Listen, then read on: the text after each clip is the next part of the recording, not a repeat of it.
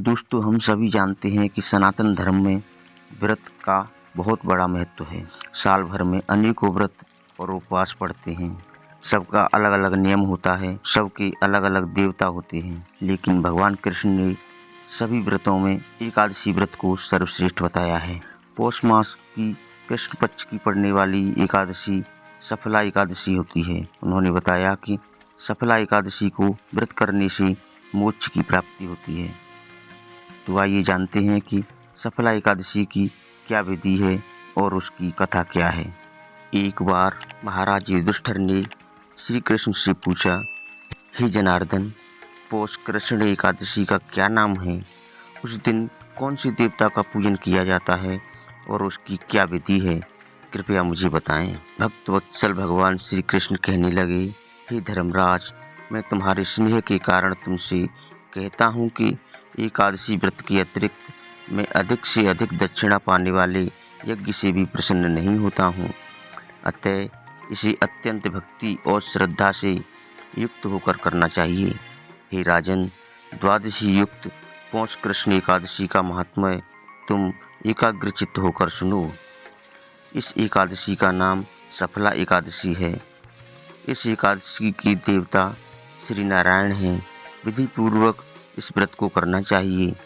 जिस प्रकार नागों में शेषनाग, पक्षियों में गरुड़, सब ग्रहों में चंद्रमा, यज्ञों में अश्वमेघ और देवताओं में भगवान विष्णु श्रेष्ठ हैं, उसी तरह सब व्रतों में एकादशी का व्रत श्रेष्ठ है।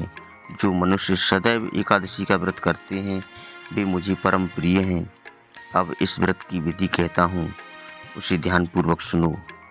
श्री नारायण की पूजा के लिए ऋतु के अनुकूल फल, नारियल, नींबू, नैवेद्य आदि 16 वस्तुओं का संग्रह करें।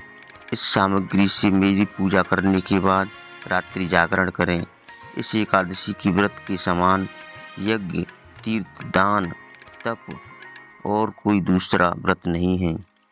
5000 वर्ष तप करने से जो फल मिलता है उससे भी अधिक फल सफला एकादशी का व्रत करने से मिलता है। हे राजन, अब इस एकादशी की कथा सुनिए। चंपावती नगरी में एक माहिष्मान नाम का राजा राज्य करता था। उसके 4 पुत्र थे। उन सब में लुम्पक नाम वाला बड़ा राजपुत्र महापापी था। वह पापी सदा पर स्त्री और वेश्यागमन तथा दूसरे बुरे कामों में अपने पिता का धन नष्ट किया करता था। सदैव ही देवता, ब्राह्मण, वैष्णवों की निंदा किया करता था। जब राजा को अपने बड़े पुत्र के ऐसे दुष्कर्मों का पता चला तो उन्होंने उसे अपने राज्य से निकाल दिया। अब वह विचारने लगा कि कहाँ जाऊं, क्या करूं।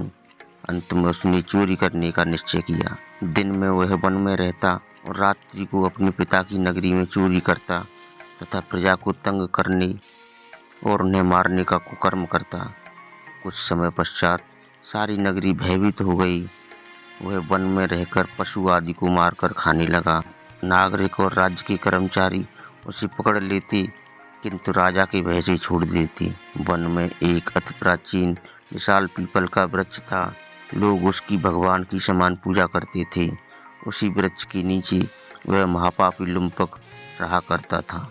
इस वन को लोग देवताओं की क्रीड़ा स्थली मानते थे। कुछ समय पश्चात पौष कृष्ण पक्ष की दशमी के दिन वह वस्त्रहीन होने के कारण शीत के चलते सारी रात्रि सो नहीं सका।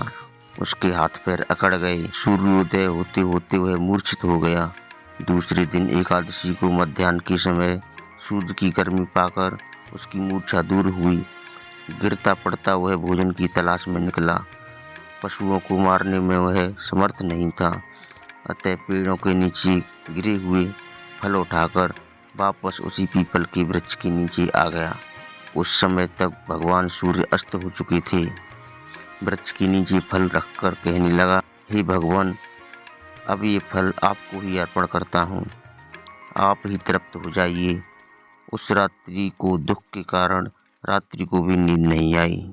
उसके इस उपवास और जागरण से भगवान अत्यंत प्रसन्न हो गए और उसके सारे पाप नष्ट हो गए। दूसरे दिन प्रातः एक अति सुंदर घोड़ा अनेक सुंदर वस्तुओं से सजा हुआ उसके सामने आकर खड़ा हो गया। उसी समय आकाशवाणी हुई, हे राजपुत्र, श्री नारायण की कृपा से तेरे पाप नष्ट हो गए। अब तू अपने पिता के पास जाकर राज्य प्राप्त कर। ऐसी वाणी सुनकर वह अत्यंत प्रसन्न हुआ और दिव्य वस्त्र धारण करके भगवान आपकी जय हो कहकर अपने पिता के पास गया। उसके पिता ने प्रसन्न होकर उसे समस्त राज्य का भार सौंप दिया और वन का रास्ता अपना लिया। अब लुम्पक शास्त्रानुसार राज्य करने लगा।